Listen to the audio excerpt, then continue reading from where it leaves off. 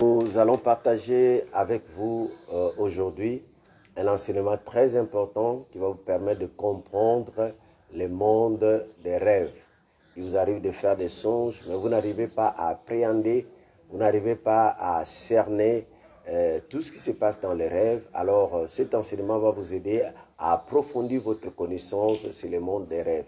N'oubliez pas de rechercher d'autres vidéos aussi que nous avons déjà eu à poster qui parlent aussi des rêves et surtout du monde prophétique. Alors, nous allons prendre un texte de base très important, Job 33 à partir des 14. Voici ce que la Bible dit. Dieu parle cependant tantôt d'une manière, tantôt d'une autre, et l'on n'y prend point garde.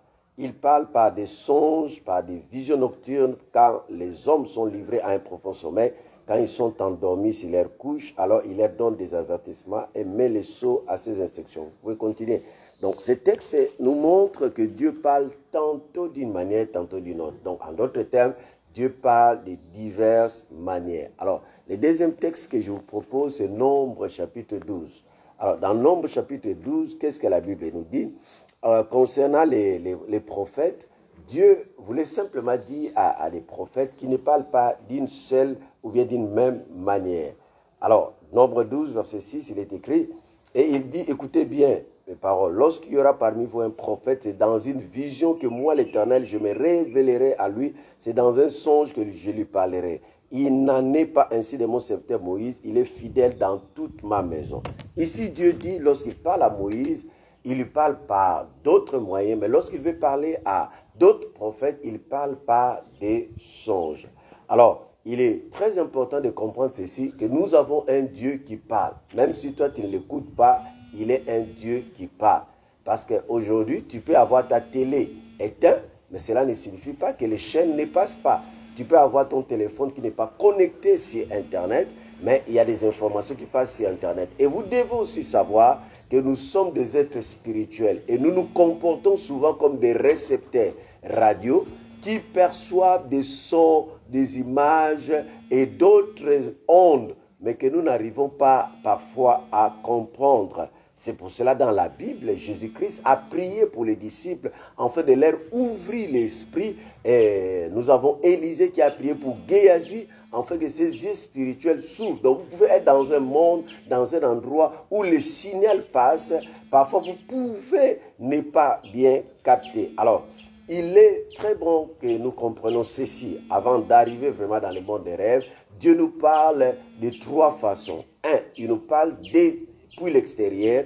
Deux, il nous parle depuis l'intérieur. Et trois, il nous parle par intermédiaire. Comment il nous parle depuis notre intérieur? Il nous parle par notre esprit. Notre esprit a une voix. Il peut aussi nous parler par le Saint-Esprit, par une voix interne du Saint-Esprit. Il peut nous parler par des convictions. Il peut nous parler par des pressentiments. Donc, vous vous réveillez le matin, vous ressentez, vous pressentez comme si quelque chose va arriver. Ou bien vous sentez des malaises en vous. Dieu vous parle de ces différentes manières. Ou encore, il vous parle par des sentiments. Vous pouvez être en colère, vous pouvez être dans la joie, mais ce sont des messages que Dieu vous parle. Il peut aussi nous parler par des souvenirs dans votre subconscient. Alors, j'y reviendrai. Alors, Dieu peut nous parler par l'extérieur. Par l'extérieur, il peut utiliser des événements, des circonstances. Et par l'intérieur, lorsque nous parlons à l'intérieur, il parle par l'esprit. C'est là où nous parlons du monde de rêve. Il peut nous parler par intermédiaire, donc en utilisant une autre personne, en utilisant la nature, en utilisant les circonstances. Alors, il est très important de réaliser ceci, que Dieu, lorsqu'il nous parle par des voix et par des voix. V-O-I-E et V-O-I-X. Donc, V-O-I-X, voilà, j'y arrive. Donc, il peut te parler par des sons que tu entends, ou bien il peut te parler par des canaux. Alors, qu'est-ce qu'on appelle un rêve? Donc, je vais me référer de ces livres merveilleux sur les songes pour vous parler de quelque chose de très, très, très important. Quelqu'un dit ceci, dis-moi ton songe et je te dirai ton identité, ton futur et tes réalités. Et une autre personne a dit, les songes peuvent être à l'être humain, ce que les cavernes sont à la terre, le refuge d'une mémoire qui s'invente au fur et à mesure.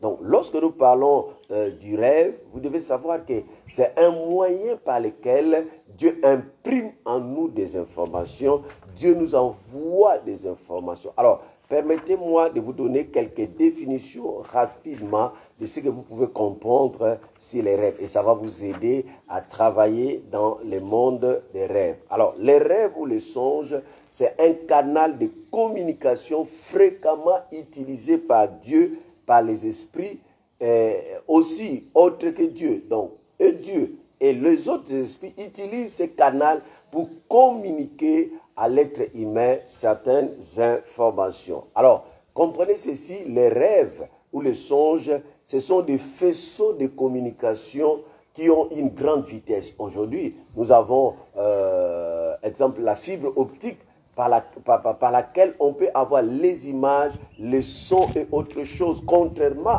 lorsqu'on avait encore les téléphones à fil où il y avait que les sons qui pouvaient passer. Donc, dans les rêves, on a les sons, dans les rêves, on a les images, mais ce qui est plus supérieur, on n'a pas simplement les images et les sons, mais on a la vie, on a la vie. La télé ne vous donne pas la vie, mais les songes communiquent la vie. Alors, lorsque vous êtes dans les songes, vous devez savoir que les songes, c'est un vecteur de communication.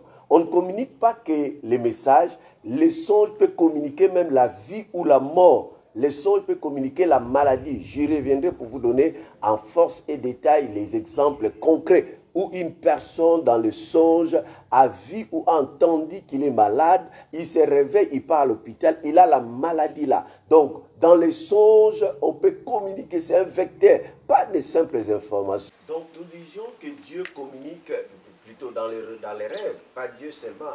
Même les esprits, on peut communiquer quelque chose. Donc, dans les choses qu'on communique, il y a les maladies, les bénédictions, on peut communiquer un pouvoir, on peut communiquer un décret à une personne au travers des songes. Alors, dans les songes, il y a les donner et les recevoir.